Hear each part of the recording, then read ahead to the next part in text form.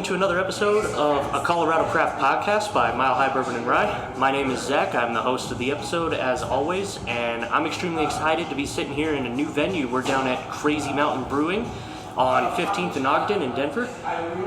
If you haven't been in yet, come down and check it out. Recently kind of launched this space. They're building it up right now. Got a lot of exciting things happening.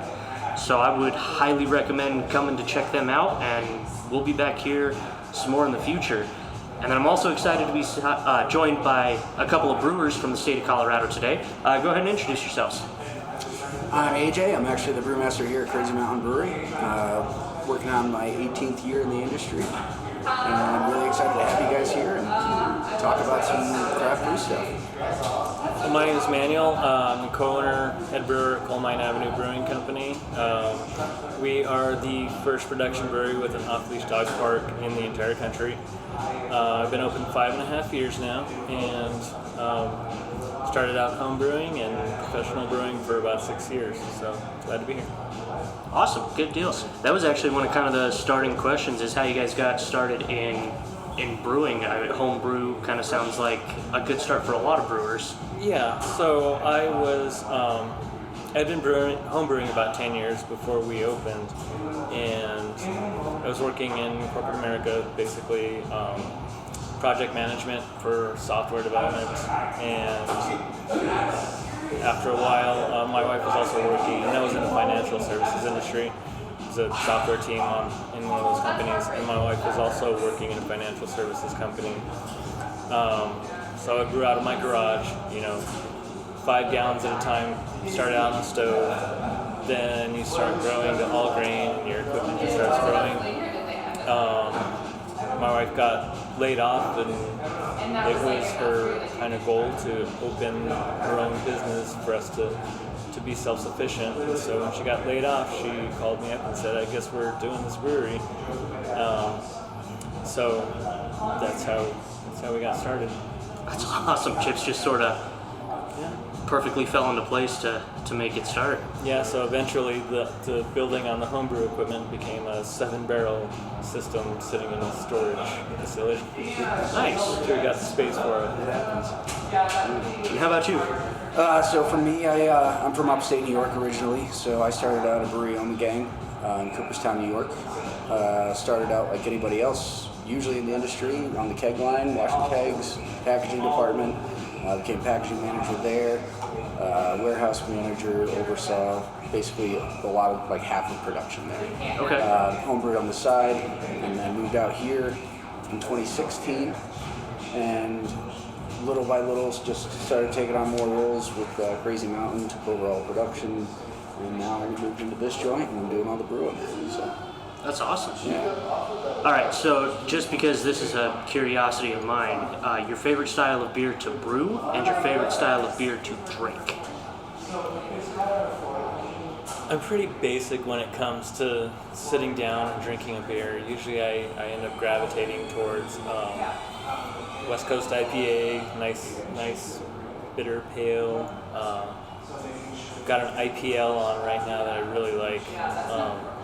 And they named it That Tracks because, of course, if I want to sit down and drink and I order one of those, that tracks. It's also made with a terpene called Trainwreck, so it kind of fit the thing.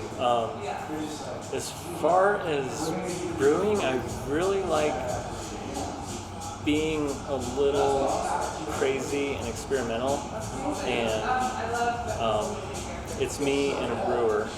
And then I've got somebody who comes in and does cellaring, usually once a week. And so the good thing is she also is very creative.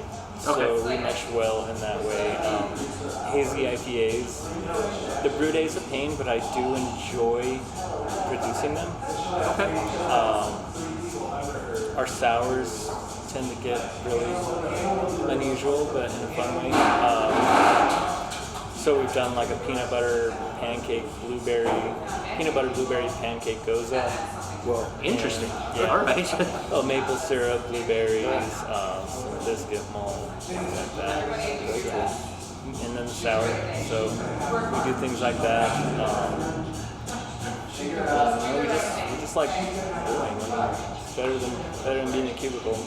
I manage software developers. So. Right. Well, for me, I tend to drink with the season, so, summertime, I'll tend to lean towards, big IPAs. Really like IPAs during the summer. Come to the fall, start getting into my porters and stouts. Then I'm pretty solid on drinking lagers when I'm just trying to take it easy and just have a beer or two. Yeah. So as far as drinking them, that's basically how I am. As far as brewing goes, I like to think I'm a pretty simple brewer that does non-traditional things. So big part of my background was the Belgian brewery that I was in. So Yep. essentially completely different process than what I do now. But I try and, like our strawberry wheat, for example, it's basically a hybrid American-Belgian style ale. Use sweet orange peel, coriander, grates of dill, those things that are really vivid on a Belgian style ale, and use my American yeast, California ale yeast. Okay. I like I said, keeping things simple. I really like, I think there's some beers that I really enjoy, really super complex malt bill, and then there's some where I just feel like 2-row and one or two other specialty malts would really do a trick. But my favorite to brew would probably be lager, just because it's a nice, easy brew day. Seldom do we have problems on lager days. So yeah, it's pretty much my style there. Okay. Excellent. Good deal. So I know, unfortunately, here at Crazy Mountain, that you can't have the dogs in the actual building. Yeah, City of Denver hates dogs. They've got that ordinance that since beer's considered food, right, is why you're not able to have the dogs in. I think that's why. Yeah, anywhere in the City of Denver, you can bring your dog inside. Yep. But they do have a really cool deal here. So if you bring a framed picture of your dog, 8 by 10 or smaller, Yep. they'll hang it up on their wall. Your dog's immortalized forever, and they'll give you a free beer. So, I mean, it's definitely worth it there. And then for dog lovers as well, I love the idea of an off-leash dog park attached to the brewery. Where'd you guys? Why? Like, how'd you come up to just be like, that's what we're gonna do? It was a few things that came together. Like I said, we were both in financial services companies, and they would send my wife Erica, the other owner, out to San Diego for some training once a year, once every couple years. One time they sent her out for training, we decided we were going to make a long weekend of it, so her training was until Friday. I flew in that Friday, and we stayed in the Gaslamp District in San Diego. We're just hanging out at the hotel, and piano music was playing. It was really just kind of low key and just relaxing. We asked the bartender, what's good to do around the area if you've only got like a day to go do something? And he says, if you like beer, Stone Brewing and Anchor Steam are really close, and like beer, you like beer. Yeah. So we went to Stone, and we were just really impressed. The size of the facility, just the opulence. They had gardens out there that they were setting up for a wedding with water features and everything. We were just enjoying the day, and we thought this would be really perfect if we had our dog with us. Yeah. And so that was kind of the seed. And then, we worked downtown, lived in the suburbs, take the public transportation to work and back home. We'd get home and we'd want to go do something, but our dogs were left alone all day and we didn't want to just leave them. So we thought, it would be great if there's a place where we can take our dogs, let them run off their energy, we have a beer, and everyone's happy to go home and have a good night. So it was really inspired by that visit and a dog that we used to have called Remus, and so he's everywhere in our tap room. This is actually a silhouette of him. Oh, nice. Right there on the logo you guys got? Yeah. That's awesome. You see, when you walk in, first thing you see when you walk in is a painting that an artist did of him, and it says Remus, co-founder at the bottom. Wonderful. Yeah. That's awesome. Really cool. Looks like black skies here.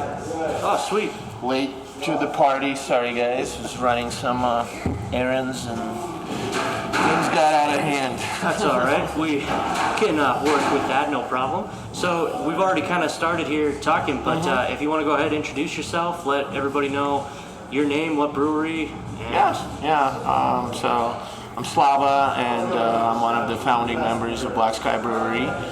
We've been open for 10 years now. I've been in the industry for 19 years this February. Used to do production for Breckenridge at the old 471 Calumet location.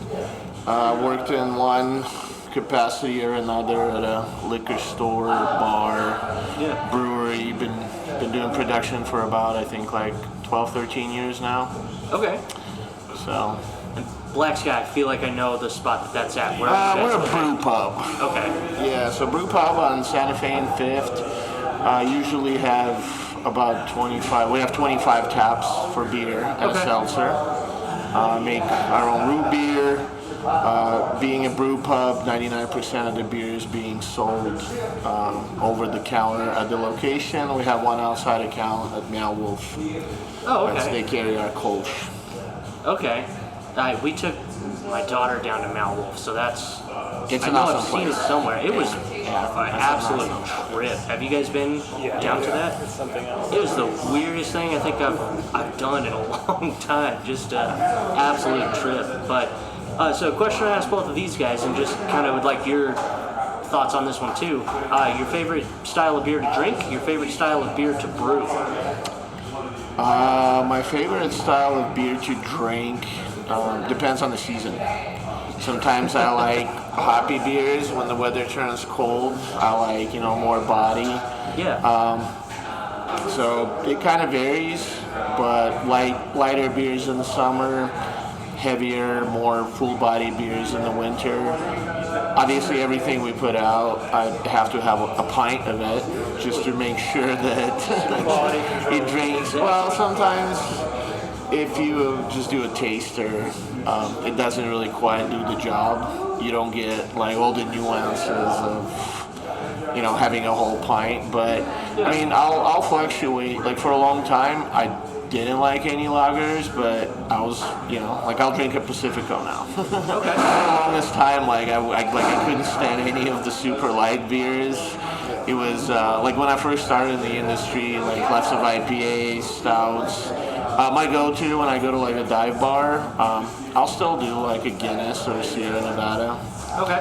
But the beer to brew, small batch, because my day is only half day. Small batch is my favorite to brew, like 2 barrels. Yeah. Yep. All right. Just double my normal day. Yeah. I can do anywhere between 2 and 12 barrels.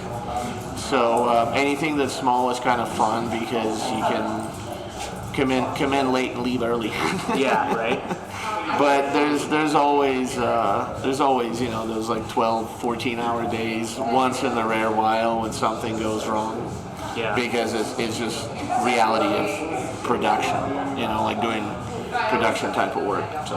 Yep. So I know you got your start in New York. Are you guys both Colorado top to bottom? I'm a Colorado native. I was born in Denver. Okay.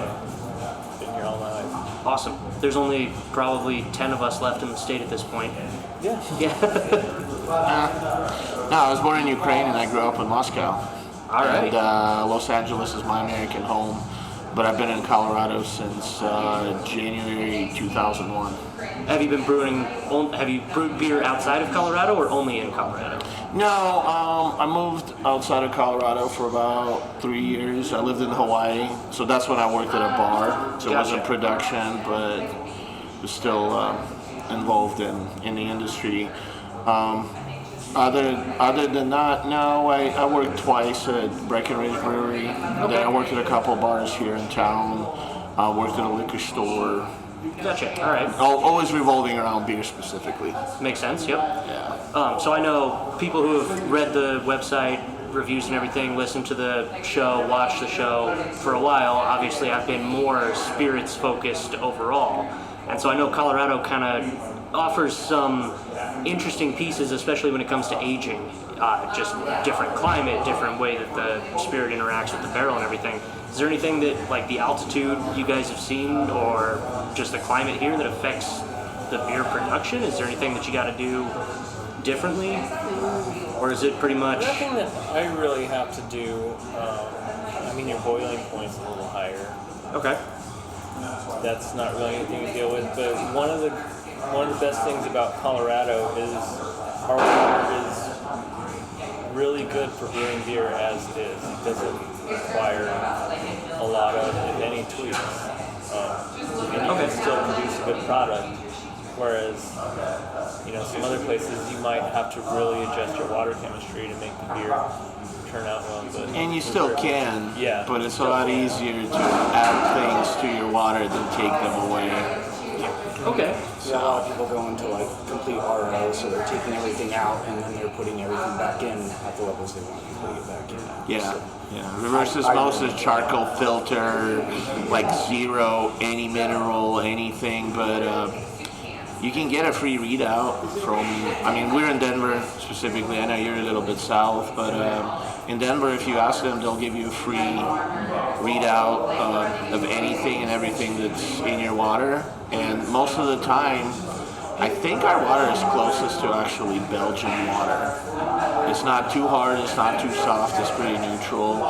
British water tends to be like more minerally, so their styles of beer play into that. Czech water is really soft, so like Bohemian Pilsner type of style. Colorado's like fairly neutral, and it makes it better because you don't have to do like you don't have to do RO. You don't have to have like industrial style like charcoal filters. It's the size of a car. Right. Yeah, it makes it easier in that aspect for sure. Yeah, normally I just have to play with pH level and that's it. Yeah. Okay.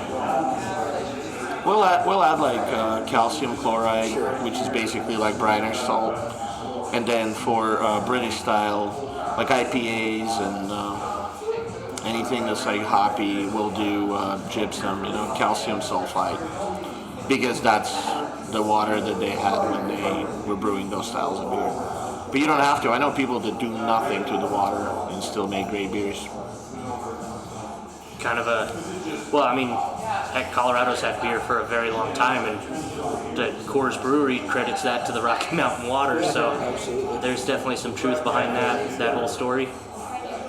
And the farther outside of the city of Denver you get, the better water gets.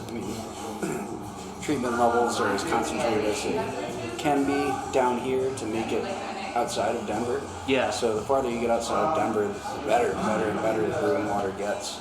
Not to say that it's bad here, but it's just great. You've already got a good base, and it just goes up from there. Yeah. Kind of situation. Awesome. Very cool. So like, I've actually had this. I joined in on this discussion online with a few people that I've just kind of interacted with, and it's like best place to drink a beer in Colorado. Doesn't have to be like in a brewery, can be somewhere outdoors, can be a restaurant, can be a bar, can be a brewery. What do you think is the best spot to open up a beer and just enjoy it? For me, I found this last summer. I would say at the top of a 14er. All right. So I did my first two this last summer. We brew a double NE IPA, triple dry hop, and we call it the Sherman. So we took some Sherman and opened it at the top of Mount Sherman. Makes sense. And then I had another one at the top of Mount Bierstadt. It wasn't a Sherman. It was one of my friends had brought some beers for us, but I think that's the most serene place to crack open a beer and enjoy your day's achievement. That's actually, before you guys answer, that's kind of what sparked the conversation. Is they ranked a whole bunch of places, and somebody chose top of the mountain after hiking up to the top of it. And most of the responses underneath from like the group that were having the conversation were, no, that's the worst spot. And I was like, I disagree. I think that's actually my favorite as well. It's definitely the one that has the best view. Yeah. They actually have a term for it. They call it a summit beer. Yep. And there is something nice about like, not only did you just accomplish getting to the top of, an insanely high peak, but you get to enjoy something at the top of it too. It's like not just the satisfaction of getting to the top, it's a but you get the reward. reward as well. Yep. I'd have to go with along the same lines, but not anywhere near as extreme. But on the golf course, there's some really gorgeous golf courses here in Denver. Yep. Well, outside of Denver, the really beautiful ones in the mountains and whatnot. But yeah, some of those tees, you have to take switchbacks just to get to the tee. Okay. And drinking a beer up there and then watching a ball sail into the, Everglades, basically. It's pretty awesome. See, the problem with my golf game is that as soon as I take the swing, that ball's going hard to the right and disappearing where I'll never find it again. What So we call power fade. I have to have the beer just to feel better about the entire golf outing. How about for you? What do you think? One of the more, we're all on the same page, but me and my friends went to Pikes Peak Hill Climb, Okay. which I think is the world's second oldest race. Yep. So there's Indy 500, and that's older, and then Pikes Peak Hill Climb, and yeah, we were at about 12,000 feet, and just like looking over Yeah. beautiful Colorado and hanging out, and at that elevation you get 2 for 1. Right. Like that one beer will feel like 2 beers at 12,000 feet past the tree line. Yeah, and and you get to watch race cars and just hang out with your friends and drive up a mountain at like 6 in the morning, and then you do a little hiking. You set up a little camp. Yeah. It's awesome. Colorado has got a lot of history. They just, I think last year was the 100th running of Pikes Peak. I was gonna go, but I forgot to buy tickets and they were sold out. But yeah, we brought some IPAs and we were just hanging out, like sitting on the giant rock, like watching race cars go by. I definitely know of the It was Hill Climb. I awesome. didn't realize it's been around that long. Second oldest Yeah, race. I think they started like 1916, but they took some time off during World War II because there As you was do. no man available to race. And the funny thing is, it's like the average team is like 9 dudes like out of their garage, Once in a while, big boys come over like Volkswagen and Peugeot and Red Bull and all of that, but realistically, it's an invitation only, and it's just like a bunch of dudes hanging out drinking beer in their garage and like building a roll cage for their car. So then you bring beer and just watch them go up a mountain, and it's a 14er. So That's an extreme form of racing too. that is a Yeah. world famous race. Yeah. There's 24 hours of Le Mans. There is, like Formula One Monaco, Indy 500, and Pikes Peak is in that elite group. And I'm glad we have it in Colorado because I've seen like world famous, like best drivers in the world just sitting on the side of a mountain, looking over a beautiful sunrise, having like an IPA. That sounds like a heck of a good morning there. Yeah. Yeah, I've always wanted to go check out that race. I've never seen it in person. I've watched plenty online, seen different videos of it and stuff. But But it's a combination of having good beer, fresh air. You did a little hiking, to get there because you can't really just park on the side of the road. You got to do. So it's just a combination of many things. That at the end of it, the beer is a reward. yeah, You forgot the Isle of Man TT. Isle of Man TT, yeah. Well, I'm more into cars than motorcycles, but yeah. No, that is Isle of Man is definitely up there in the elite for sure. like I said, I know the Pikes Peak. I don't know the Isle of Man. I'm not racing's never been kind of my sport particularly. I think it's got to be hockey and football for me, which I've got to say probably second best choice for beer location is sitting in the stadium watching the Avalanche play hockey and get the beer in the hand, jump up, celebrate with everybody when there's a goal. That's one of my favorite times to have it. Coors Field too. I mean, if you get up there on top of the rock, or not the rock pile, the upper deck, rooftop. Yeah, the rooftop bar. And then you get a nice day and you still got snow cap on the mountains. Oh yeah. I mean, it's one of the most beautiful views that you can get from downtown is from Coors Field. The Rockies are guaranteed to sell tickets to every single game, at the very least for the people who just want to go hang out on the bar and have a beer. Yeah. I mean, regardless of how Rock they Pile used to be like $6 to $8 tickets. We would just go because you could still get them for that.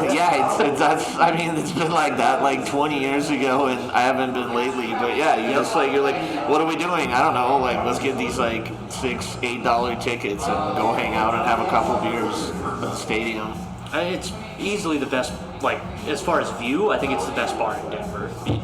It's hard to beat that spot. And basically a $6 cover charge to get in. Yeah. Have, whether you stay for the whole game, whether you're even interested in baseball or not. Like, I'm like $3 beers before first pitch. Yep. So you get there an hour early. Yeah, you get 2 for 1. And then you still get the same deal like you're up on Pikes Peak. You get the 2 for 1 benefit. It's just, down here at Mile High level instead of 12,000 level. So. All right, everybody, Colorado sucks. Don't move here. It's a terrible place to have beers. The snow we have out here, it's awful. It's terrible. I brought my sled dogs to get here. Oh, yeah. I recruited them from the brewery. It's okay. Is it -8 on Monday, Tuesday? I ride my horse everywhere. Supposed to record this Monday evening, and yeah, it was -10 at one point at my house, and the power went out for almost 2 hours. Yeah. So we're sitting there like, all right, if the power doesn't kick back on, like, we got to have some contingency plans to take care of stuff, because it's just too cold to be doing anything. It was so cold, my coolant in my car froze and it overheated. Oh my gosh. So it's like -4 degrees at 9 in the morning, and my car is just bellowing like steam. Like, my car is on, it's -4, my car is on fire. That's crazy, man. That's absolutely nuts. It's alright. That's absolutely nuts.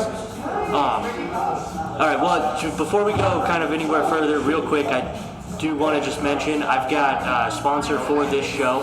It's a place up in Fairplay. I don't know if you guys have been up in that area. If you know where Snitching Lady Distillery is, they're located directly behind that. It's kind of a food truck installation permanently set right there, called Kickin' Ass Mountain Pizza.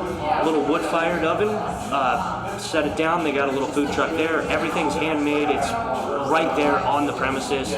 They make it to order at the time that you order it. There's nothing ahead of time. On the weekends, they do wings. They do pizza specials throughout, like, every single week, everything like that. Some of the best pizza I've had in my life. Everything's from scratch, top to bottom. Nice. So, thank you very much, Kickin' Ass Mountain Pizza, for sponsoring this podcast. Really appreciate you guys doing that. If you find yourselves up in Fairplay, a couple of breweries up there. There's a couple distilleries now. South Park Brewing opened up a distillery attached to them as well. Snitching Ladies, one of my favorite distilleries up there. They're wonderful people, and stop in, grab yourself a pizza, hang out in the bar. They'll bring the pizza right into the bar for you. So order a pizza, go inside, warm up, have a drink, and get that food brought right to your spot at the bar or your table, and enjoy, like I said, some of the best pizza I think I've ever had. Awesome. All right. Yeah, absolutely excellent food. I'm going to be, at some point in the not too distant future, probably late spring, early summer, I'll be guest chefing, so to speak, with them. So I'm going to go up and I'm going to make, I think the recipe's going to be handmade gnocchi, and then do that in a red sauce baked in that oven with mozzarella and maybe either some chicken or Italian sausage. That baking only takes like a couple minutes, right? Oh my gosh. The wood. The pizza preparation, like made from hand, spread out the dough, put everything on it. That's the longest part. It can be, 10-ish minutes to get it. Then you pop it in the oven and it's like 2 minutes and that thing's cooked to perfection. So it's funny because we make pizza, but myself and my co-workers, we go around town. We're like, I don't know, I've been eating pizza almost every day, and we go somewhere else, and I'm like, well, now I gotta try their pizza, because what kind of pizza did they make? Because we have pizza, Right. I don't get enough pizza at the home location, so I go around town trying out all kinds of other different pizzas. Gotta have some more. Yeah. But yeah, so thank you, Kickin' Ass Mountain Pizza, for sponsoring this. Like I said, you find yourself around Fairplay, stop in, check them out. Definitely worth it to, like, both you guys and everybody who watches, listens to the show. Yeah. Awesome folks up there. So, on the kind of food topic, everybody always pairs food with everything. So what's your, the best pairing for a beer you make, like what food do you think pairs best with your beer of choice from what you make? So, I think a lot of the Girl Scout cookies, like, because, you know, a lot of the breweries around town will do Girl Scout cookie beer pairings. Yep. But when they bring in the cookies for us to sample and figure out what we're going to pair with the beer, we always have a lot of fun trying to pair these cookies with the beer. And I want to say it was the lemon cookie with our West Coast IPA was really good. And there have been just other pairings in there that we find every year, a new one that's really good. Okay. You know, because you get to play with this flavor complements this, or this flavor, you know, does this and that. It brings out certain aspects that you wouldn't expect. Yeah. And it's, you know, every brewery, I'm not going to say every brewery, but a lot of breweries, it's a pretty popular thing to do a Girl Scout cookie pairing. Yeah. And so that's a lot of fun. And then usually our anniversary, well, last year specifically, we had a couple of food trucks. Okay. One on Friday and one on Saturday. That was Big Stuff and Rustic Nomads. And they're pretty regular at our place. We brewed, they came in and we collaborated on a beer. So we all came up with a certain beer that we were going to do. And then they created a specific sandwich to pair with that. And Nice. Big Stuff created a turkey burger that went well with a, what did we do? We did a lager. I'll have to look it up. But that paired really well with their turkey burger sandwich that they made. And then Rustic Nomads made some kind of chicken sandwich with, I want to say it was boysenberry and some other things. They do a really good job, and they knock those pairings out of the park. Okay. But sometimes we'll do that. We'll probably do it again this year, where we come up with the beer, and they come up with a food pairing, and we'll do that on our anniversary. Yeah. When's the anniversary party so we can... The weekend after the 4th. Okay, perfect. Okay.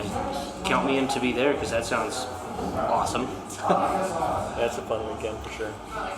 Leaves us very tired at the end, but Oh, I bet. For me, so we used to do a thing with the gang called Great Beer Deserves Great Food, or vice versa. And that would be this whole elegant thing where each course, you know, from hors d'oeuvres to entree would have a different beer paired with it. Okay. So that kind of put me into a certain mindset on like, okay, wits are good for salads and fish, and like that's for the most part what I still think of when I think about having a beer with something. I really match it with those like classes that have been beaten into my mind. Yeah. But honestly, my favorite thing to use beer for is brats. I love soaking brats in beer. Something that's a little bit different, like our amber ale or something. Just gives it that little bit different flavor that, I don't know, it's super worth it to me, and that's the one I like the best. Okay.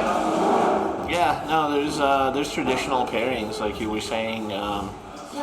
You know, lighter Belgian beers tend to go with lighter styles of food, but I mean, our whole thing is like Black Sky is beer, pizza, metal. Yep. So, I mean, beer and pizza is kind of a classic combination. I also tend to think personally that I think different cheeses go really well with having drinks. Yeah.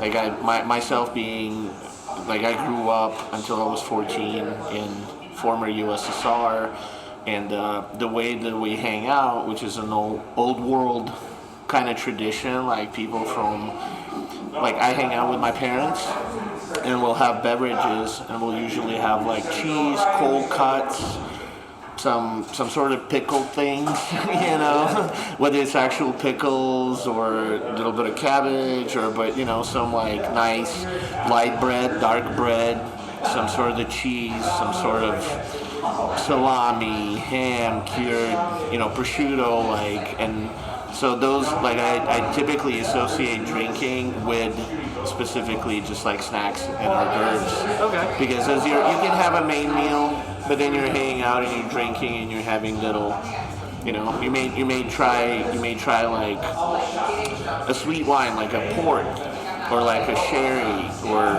you're drinking beer while you're hanging out. You can try like a nice scotch or a whiskey, and those different things pair up with different flavors, and anything salty, aged, meat, bread. That's what I usually associate that with. Yeah. So I'm a big fan of cooking with beer or whiskey or wine all the time, doing stuff like that. So my personal favorite is I make every year for the start of football season beer cheese soup. And so do that with like an Oktoberfest Marzen style kind of, cook it in there, but then also pair it with it, just because you've already got the flavor kind of in. Nice sharp cheddar cheese, a couple other cheeses kind of mixed in there, and that's kind of my favorite pairing style. So, and like malty beers, I think they go really well with like brisket or like a pork butt or like lighter beers like Belgian, like what you said, wit and like saison. That's more like salad, fish. Yeah. But heavier beers, if your meat is smoked or has a brown dark color to it because you like roasted or anything like that, I like reds, like Scottish ales, things like that. Okay. They taste delicious together. Manuel, it looks like you're probably having to head on out. Before you do, let people know where to find you. And so you can find us at coalmineavenuebrewing.com. We're on Facebook at Coal Mine Ave Brewing and Instagram Coal Mine Ave Brewing. Located at 9719 West Coal Mine Avenue, just off of Kipling and Coal Mine, right across from where Funplex used to be. If you're a native Coloradan, you probably know what Funplex is. We have a Funplex cream ale, so that Funplex is gone, but you can still enjoy Funplex at our place. You guys been around for a while. 5.5 years. All right. Yeah. So survived, but awesome. I appreciate you having me. Manuel, thank you so much for joining us. Good to meet you. Go ahead. Yeah. Thank you. Enjoy the rest of your evening, sir. Yeah. Slava. Nice chatting.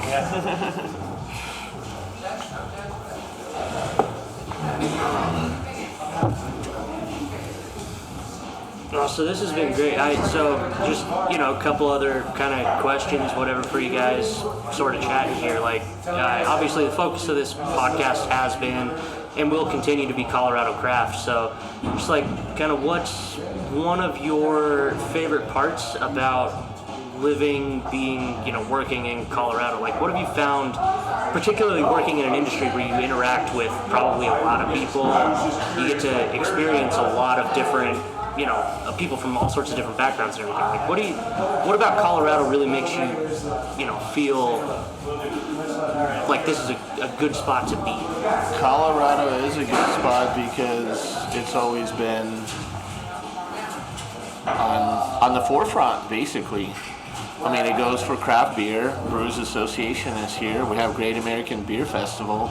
Yep. Like if I lived in Kentucky or Indiana or like Washington or Maine, I don't know if I would make it to Great American Beer Festival every year, but I can walk outside of the brewery and look down the street and see the convention center where Great American Beer Festival is being held. Yeah. So, I mean, I hate to compare it to weed, but that's part of it as well. Yeah. Because Colorado's been like progressive in a lot of different ways, and Colorado's definitely beer friendly. I think we also have over like 100 distilleries now. Yeah. There's close to about 400 breweries. Yep. I mean, Denver's got 70, 80. Yeah. breweries just in Denver. That's before you get outside of the city limits. Yeah. So, just kind of let you do your own thing. I mean, we gain a lot of population, so that's a good thing and a bad thing because everything's more expensive, but at the same time, there is more business, Yeah. if you will. But yeah, like I think Colorado's been like pretty progressive, pretty open to. We're kind of like we're a purple state, Yeah. so we're kind of like liberal, but also like our personal freedoms. Yep. So in that aspect. So I don't know what you think about that. I mean, advantages to brewing in Colorado. I mean, I think the networking is huge. There are so many breweries here. I mean, when you think about like what are the beer meccas of the United States, you're thinking California, Denver, Colorado. Like that's what you're thinking. It's like the biggest beer markets. Yeah.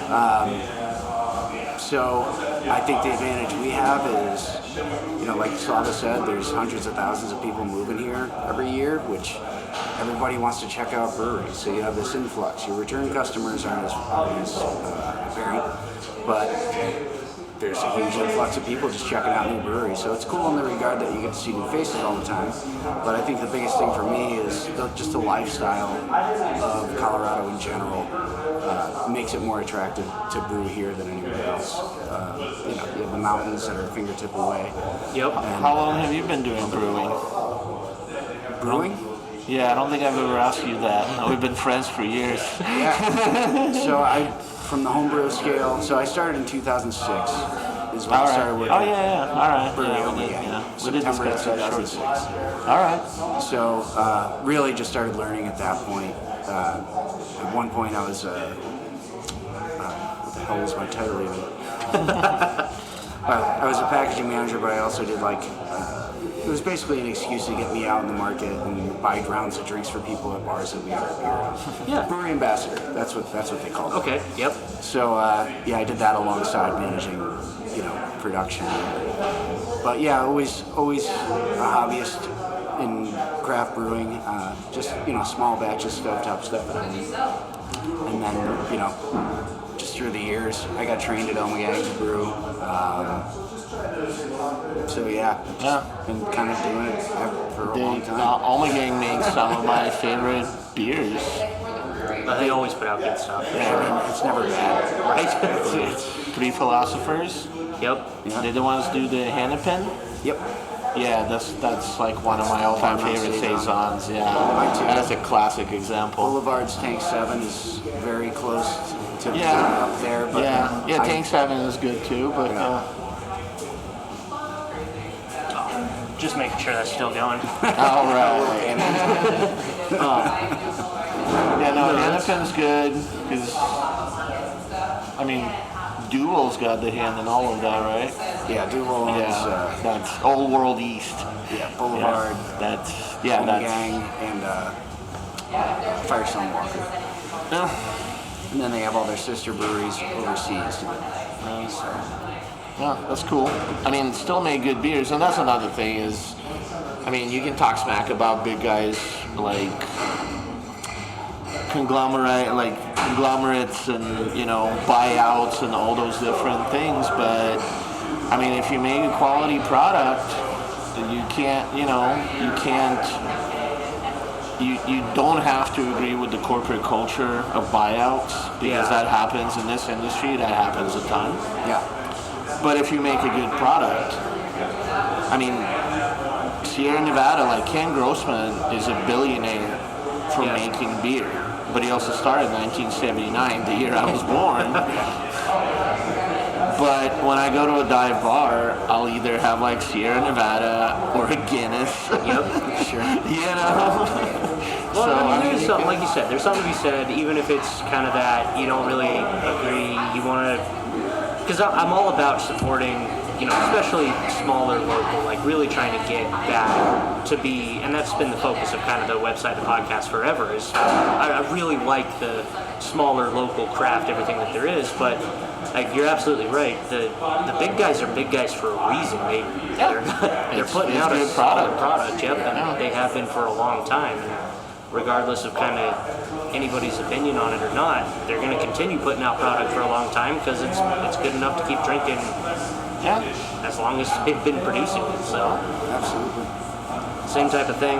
Like in whiskey and everything, you've got Jameson from Ireland's been around forever, and a lot of people like it. A lot of people say it's not the best of the Irish whiskeys, but the fact of the matter is, It's Jameson versus Bushmills. One's Catholic, the other one's a Protestant. So they drink a lot of.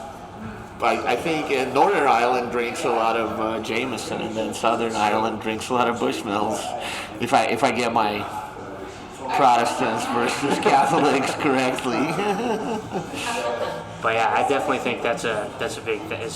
And the goal's kind of, you don't want to be a small guy necessarily forever. If you really enjoy making the beer, you'd like to make it be a thing where you make real money off of it. So. Well, I mean, this is a business. Yep. And the point of having a business is to stay in business. So as much as we think this is it is a fun industry, don't get me wrong. And we are having fun because we do what we love, but the point of business is to keep staying in business and, change with the times and find your new avenues and expand your markets. And I've never wanted to go to business school and learn financial terminology, concepts, because I'm not really a business guy, but being in the brewing industry, I calculate returns on my investment, and I understand seasonal things and limited type of apparel for a brewery because there's market scarcity and different things that you can try to stand out from your competition because we're all friendly. The network in Colorado is huge. Everybody knows everybody. Yeah. If you need, we do a bunch of collaborations. We did a collaboration earlier today. Oh, nice. Yeah. That was actually the last thing I kind of wanted to touch on before we wrapped it up is collaborations, because I know, especially in spirits industry with brewers, trading barrels, aging beers in the whiskey barrels. Barrel goes back to the distillery, finish off the whiskey and that and everything. Just collaboration-wise, what's kind of your, I guess, one that you we did a collaboration together earlier this year for our anniversary. Well, last year. Later last year. Not earlier this year, later last year. I know, I'm still getting used to that rollover to 24. Yeah. What was the collaboration? What did we do? Pale ale. All right. So it's basically kind of what I traditionally would do for a pale mixed with what he traditionally would do with a pale. He likes It's American style. Okay. Little malt, bunch of hops.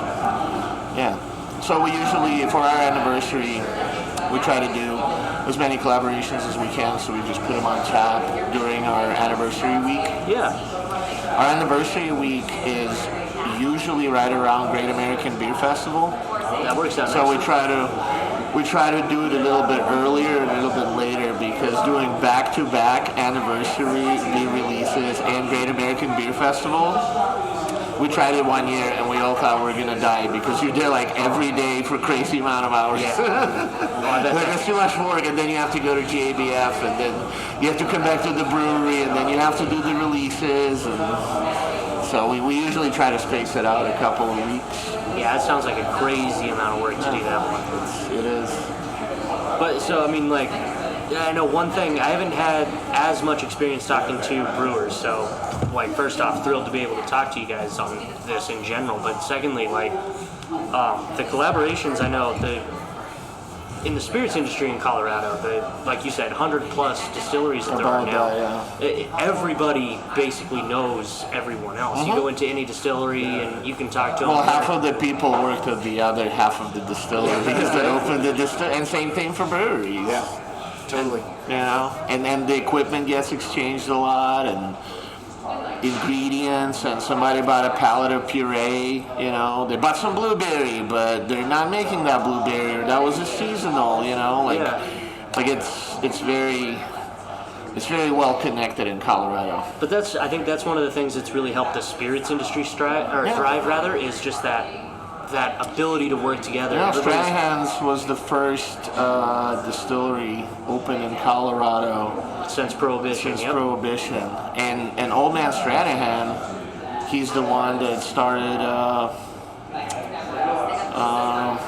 what's the brewery that was? They moved to Maryland. They have the Crazy Bitch IPA. Oh, Flying Dog. Flying Dog. Yep. Yeah, that's Old Man Stranahan. Yep, that's his brewery. That's, yeah. Yeah, if you go down and do that, actually, my wife and I just did the distillery tour again, just towards the end of December. But it's owned Yeah, by, we talked about that. Yep. it's owned by Constellation Spirits now, right? Yep.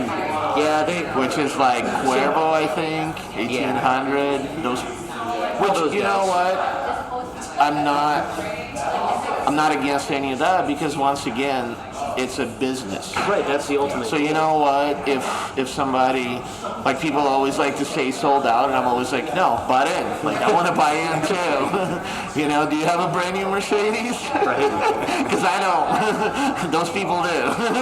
Well, and I think Stranahan's still putting out really good product too. They still but- do. They still Yeah, do. the other thing is too is I'm because you said the same thing. Like a lot of the brewers have worked at other breweries. You guys kind of all move around and everything. I think that's just. I think that sort of relationship that gets built by you guys working so much, like with each other, all of that stuff in general, it creates just such a welcoming environment. I think that's actually part of the reason why breweries in Colorado just seem to kind of thrive, because same thing that I've noticed with the distilleries, breweries, wineries across the state, anyone that you walk into, it's very friendly. It's very Well, it's like friendly welcoming. competition, right? Because Oh, yeah. we're all taking piece of the market, but we're not trying to be like mean about it. Like, Right. oh, like you guys are our competition, you know? Like I love coming over here and having your beer. Yeah. You It's know? over there. I mean, Yeah. I lived over at that place for lunch when our Yeah. location I mean- was right across the street. Oh yeah. And but to the collab aspect of this, I mean, that's why we do it. I mean, it's a small peek inside what that brewer does, how he's thinking about his recipes, versus what you're doing day in, day out. That you get into these habits of the way you do things. Yeah. And it's just really refreshing to see the way somebody else does, and just to talk about that shit while it's happening. Yeah. Yeah. Shout out to Jade Mountain out in Aurora. That's the collaboration that we did today. Oh, nice. Okay. So their main brewer, he actually brewed in China. So they have they're a brewery, but they also do, they're like a tea house. So they do infusions with the tea of their beers. Oh, nice. So shout out to Jade Mountain. It's around Buckley and Quincy. Okay. That's where we were earlier today. What'd you brew? I think he did. They do sours. So he did do a sour, but what did we put into it? I'm gonna have to ask my assistant brewer. No, because they do crazy stuff. Like I tried today, he had raspberry, apricot, and black tea, and that was my favorite beer that they had on tap. It was really because it's really raspberry, apricot on the nose, so smells really fruity. Yeah. It's got sour notes, but by the time you're done drinking, you get a little bit of bitterness of the black tea to it. So it was really well balanced. I really, really like it because between sweetness and the tartness, that's what kind of made it for me. Made it the full circle. It was more complex. But yeah, Jade Mountain, those guys are cool and they hosted us. And if anybody's listening, you should check them out. I'll definitely check them out. Come check out Crazy Mountain, where we're sitting at for this episode. Thank you again to you guys for letting me kind of set up here and hosting the AJ's show awesome. here. Love this guy. Yeah. He's always been welcoming and friendly, and I bought some equipment from him, so he's a good guy. Perfect. Awesome. Yeah, thanks a lot for coming in. We really appreciate you utilizing our new couch lounge area. Yeah, we'll And use to it be again. continued, right? Oh yeah. All right. Yep, we'll be back here. I got another episode lined up coming up soon with a photographer friend of mine. Nice. As I said, so kind of the idea too is not just making it only focused on beer, spirits, wine, but truly Colorado craft. So if you're doing something, you're creating something, you're in Colorado and you're basically contributing to I the universe. invited couple other friends. It's just today got super crazy, and that's why I was late. But there's a couple other brewers that've been around for sweet. For a while. Yeah. Yeah, we'll do some more episodes. Hang out with us. Yeah. Potentially see if we can get like distilleries come by here too. Just continue using this spot because I think it's. I know a couple of those guys too. Yeah. Yep. Sweet. Well, gentlemen, thank you so much for joining me on this episode again. Same thing that Manuel did. Go ahead, let people know where they can find you online and physically. Black Sky Brewery. Our best way is probably Facebook and Instagram. Okay. We just do like social media. So, but Black Sky, we're in the art district, quote unquote, of Denver, Santa Fe and 5th. 490 Santa Fe is our actual address. But if you just look up Black Sky Brewing, beer, pizza, metal. We have snacks. We have somewhat of a limited menu, but we make everything in house. Everything's great. Everything's I awesome. have 25 beers on tap, plus a seltzer, and being a brew pub, we actually have a full bar, full liquor license. Oh, sweet. So you can still get like a mixed cocktail. We have our certain proprietary cocktails that our bartenders came up with. Nice. But you can get, whiskey, Coke, if somebody doesn't want it. We have red wine, white wine. Okay. We actually started carrying Groovy, which is non-alcoholic beverages as well. And we make like root beer, lemon lime soda, Nice. pizza slices, calzones, mini calzones called headbanger rolls. 490 Santa Fe. Look us up, Black Sky Brewery. Beer, pizza, metal. Awesome. Love it. And then for Crazy Mountain. We're located at 1505 Ogden Street. We're actually right next to Ogden Theater, so if you got any shows that you're headed to Ogden Theater for, please make this your place to stop before you go to the show. This February, we paired with Colfax Tacos. We're really excited to have them kind of open up a little spot right here inside the brewery, so you'll be able to get some tacos alongside our beers. So it'll be a great spot to stop before your Ogden Theater or Fillmore shows. Again, 1505 North Ogden Street. Awesome. They're online too. They got social media. You guys got Facebook, Twitter, Instagram. www.crazymountainbrewery.com, and then we're on Facebook and Instagram as well. Perfect. Awesome. Check both of them out. Of course, thank you guys all for listening to another episode. My name is Zach again. Follow us online, social media, Mile High Bourbon, search it. I've got every social media platform that exists basically at this point. If I'm not on it, I probably will be soon because why not? Check out the website. You can always support the site. We've got the shop up live. Coming up soon, it might be available by the time this episode is released. The smoked salt that I'm selling with Kickin' Ass Mountain Pizza. So that was something I didn't mention earlier. They put smoked salt on their crust, just a little bit of sprinkle all the way around the side. The salt that's smoked, I smoke it myself in the smoker. Okay, dude, we should do a Goza. Let's do it. We should do like a We'll do Scottish. it at Black Sky. Yeah, we can do like a Scottish, like smoked wee heavy with some of your smoked With the salt. smoked salt? Yeah. I'm all Why on not? board for that. Let's absolutely do it. Cool. But that smoked salt will be available for sale through the website here soon. milehighbourbon.com/shop. Purchase that. All of it supports the site. And then again, as you guys all know, anything that's purchased, done, anytime that I make sales, any money that comes in through the site, part of it goes back to Colorado charities every single time across the board. We're supporting everything that we can throughout the state, trying to make things, I want to make sure that it's all Colorado focused from top to bottom. So we do that all the way across. And then sign up for the newsletter. We've got our tasting series coming soon. Got that. So you come out, try some whiskey, try some beers, try whatever we've got pouring that day. And then proceeds from those events part of that will go to local charities as well. So check us out, follow us, and thank everybody for joining us for another episode. And again, thank you guys so much. I really appreciate it. Cheers, gentlemen. I know the glasses are empty. We have to go get more beers. Gonna have to go get more beers, but there we go. So thank you guys so much. Have a great rest of your day. We'll see you on the next episode.